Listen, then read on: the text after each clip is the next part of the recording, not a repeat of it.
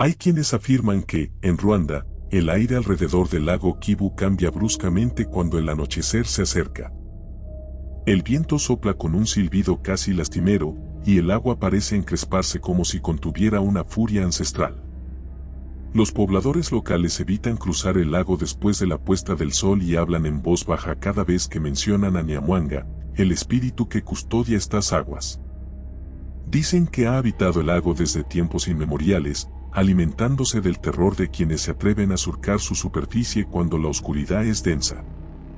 Algunos testigos juran haber escuchado risas ahogadas emergiendo de la orilla, como si algo se burlara de sus temores, aunque todos coinciden en que no parecen risas humanas sino ecos angustiantes, cargados de un resentimiento antiguo que nadie se atreve a explicar. Los habitantes más viejos relatan historias de balsas abandonadas flotando sin rumbo, iluminadas únicamente por la escasa luz de una luna temblorosa. En ellas, había evidencias de ocupantes que, hasta unos instantes antes, reían tranquilamente, seguros de estar disfrutando de una noche serena. De pronto, con la misma rapidez con la que llega un rayo, algo se sumergía en el agua y succionaba la vida de aquellos navegantes imprudentes. Dicen que se escuchan gritos sofocados, seguidos de un silencio que congela la sangre. Amanece, la balsa queda vacía, y nunca más se vuelve a ver a quienes ahí viajaban. Muchos se han resistido a contar estos relatos por miedo a invocar la presencia de Nyamwanga, pero cada tanto surge un nuevo testimonio que confirma lo que se murmura con recelo: esas aguas están hambrientas de almas. En el pueblo más cercano a la orilla, un pescador llamado Kasim se convirtió en objeto de curiosidad después de asegurar que Nyamwanga se había presentado ante él en una noche especialmente calma. Según su relato, las aguas comenzaron a brillar con un resplandor tenue y una neblina turbia se levantó minutos antes de la medianoche. Kasim vio emerger una figura alargada, de rasgos imposibles de descifrar, que flotaba sobre la superficie. Nunca comentó si esa aparición tenía ojos, boca o algún rasgo humano, solo repetía, con mirada desencajada, que un manto de sombra se deslizaba por el lago.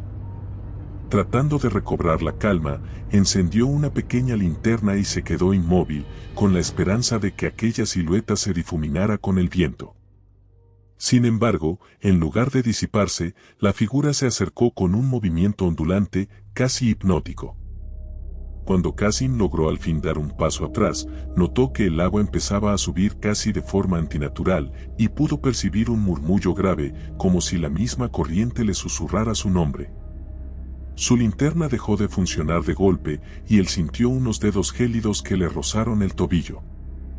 A partir de esa madrugada, Kasim cambió para siempre. Dejó de pescar, evitaba mirar el lago y, cada vez que alguien le preguntaba por su encuentro, su voz temblaba, y prefería callar en lugar de describir con detalle aquel instante. Sin embargo, siempre insistía en que Nyamwanga no se conforma con ahogar a sus víctimas, sino que se alimenta del miedo latente en los corazones. Y que cada vez que una persona se sumerge en esas aguas, voluntaria o involuntariamente, el espíritu reclama su tributo. Pese a estas advertencias, hubo expediciones curiosas, visitantes osados que, impulsados por el afán de descubrir una leyenda, se aventuraron en pequeñas embarcaciones para explorar el lago al anochecer. Ninguno de ellos regresó intacto. Quienes consiguieron volver se marchaban pálidos, con la mirada perdida, incapaces de articular palabras que describieran aquello que habían presenciado. Una familia de turistas, aparentemente fascinada por las leyendas del lugar, decidió acampar cerca de la orilla sin advertir sobre su plan a los ancianos del pueblo.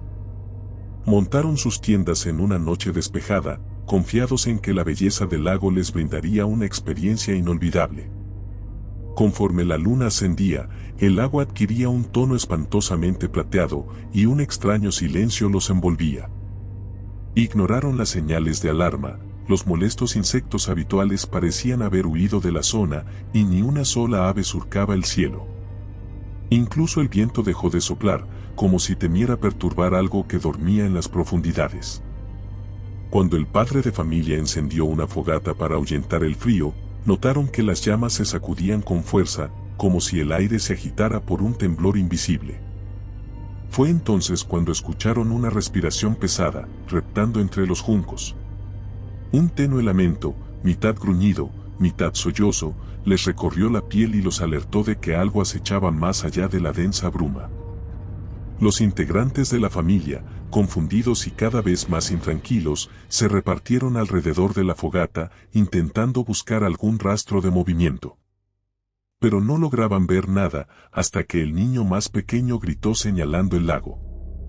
Entre la neblina, emergió una mano pálida, huesuda, que parecía formar parte de la misma superficie del agua.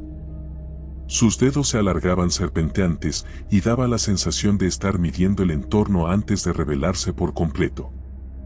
Poco después, otra mano surgió unos metros más allá, y después otra, formando un círculo alrededor de la familia, como si los estuvieran rodeando. La mujer trató de calmar al niño, asegurándole que aquello debía de ser un efecto óptico o una rama que flotaba, pero el pánico en su voz delataba su propia incredulidad. Cerró los ojos, esperando que, al abrirlos, todo desapareciera. Cuando los volvió a abrir, descubrió que las manos habían avanzado unos cuantos metros, implacables, extendiéndose hacia la orilla como una red de dedos ansiosos. El padre, paralizado, pensó en huir corriendo, pero aquel halo de terror lo sujetaba con tanta fuerza como cualquier cadena. En un súbito impulso, levantó a su hijo y lo instó a que corriera hacia el automóvil. Sin embargo, cuando giró la cabeza para buscar a su esposa, una sombra lo separó de ella. La mujer estaba plantada al borde del agua, con los ojos abiertos de par en par, la mirada fija en un punto perdido, como si respondiera a un llamado hipnótico. Un intenso murmullo comenzó a retumbar desde la oscuridad, y la familia percibió un coro lastimoso, casi humano, pero con un tinte inconfundible de bestialidad. Era la voz de Nyamwanga, o de las almas que había atrapado, llamando a su siguiente sacrificio. Con el niño llorando y el padre intentando sacudir a su esposa para que reaccionara, un escalofrío atravesó la superficie del lago. Inesperadamente, las manos blancas se alzaron con violencia, rodeando las piernas de la mujer y arrastrándola sin contemplación hacia el agua, como si un ejército de sombras se mezclara con esas extremidades gelatinosas. Un grito desesperado resonó en la playa, pero fue breve. El agua tragó la voz, silenciándola en un parpadeo. El hombre intentó sujetar la mano de su esposa, pero lo único que logró fue sujetar el vacío. Dicen que el llanto del niño perforó la noche hasta extinguirse en un sollozo desgarrador cuando entendió que jamás volvería a ver a su madre.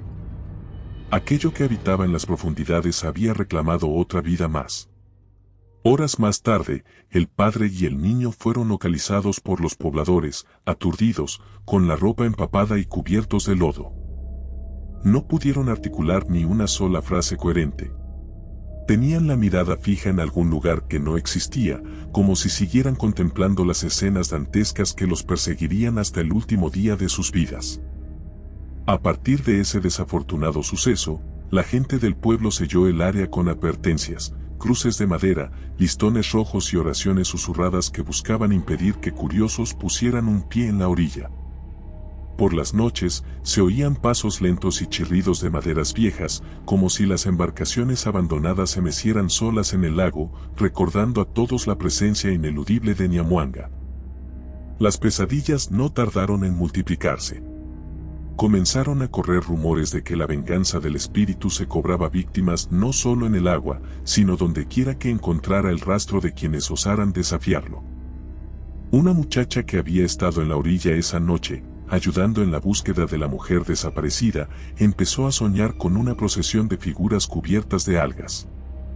En sus sueños, todos caminaban con pasos acompasados, dejando un reguero de gotas que formaban símbolos incomprensibles en el suelo. Al final de la procesión se erguía esa misma sombra que Kasim describió una vez, imponente, con los brazos extendidos y un siseo atronador. Al despertar, la joven se encontraba con marcas de humedad en los pies y un olor a podrido que impregnaba sus sábanas, como si la ciénaga la reclamara incluso en su propia recámara. Su familia vio en este hecho una maldición anunciada. Sintiéndose vulnerables ante aquella fuerza sobrenatural, empacaron sus pertenencias y abandonaron la región sin mirar atrás. Aún así, el temor se propagó rápido, y cada vez se escuchaban más historias de encuentros siniestros con manos blanquecinas que salían del agua incluso a plena luz del día. Ciertos pescadores denunciaban haber visto siluetas acuáticas siguiéndolos desde la profundidad.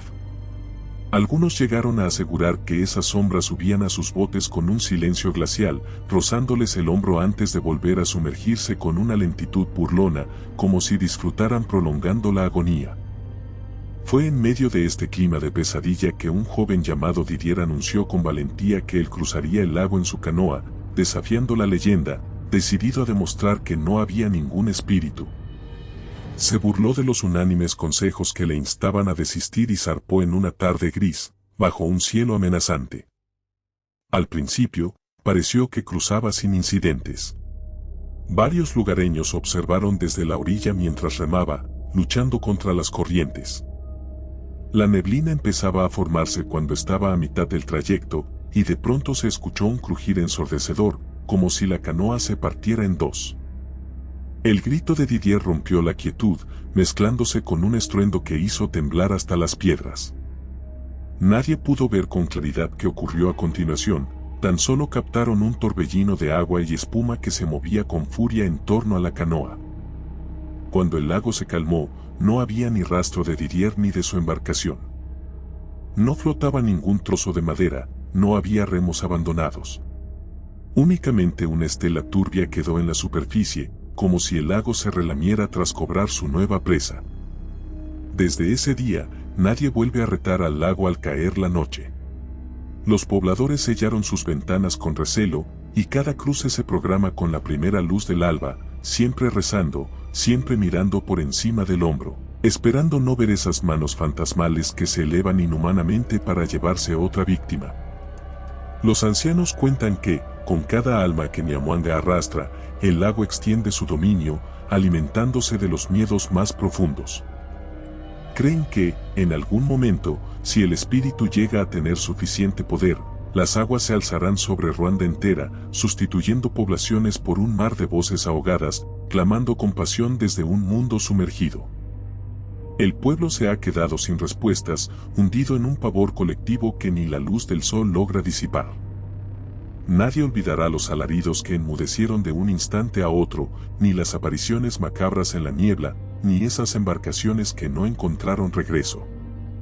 Cuando el crepúsculo avanza, soleado o no, las gentes cierran puertas y ventanas con tanta prisa que parecen huir de un enemigo tangible. El espíritu del lago Kivu acecha, despierto, sediento de un nuevo sacrificio, percibiendo el temor en cada latido y esperando pacientemente a que otra vida incauta se confíe a la oscuridad. Y el viento sigue soplando, aullando palabras que nadie comprende, como si revelara la voluntad profunda de Nyamwanga.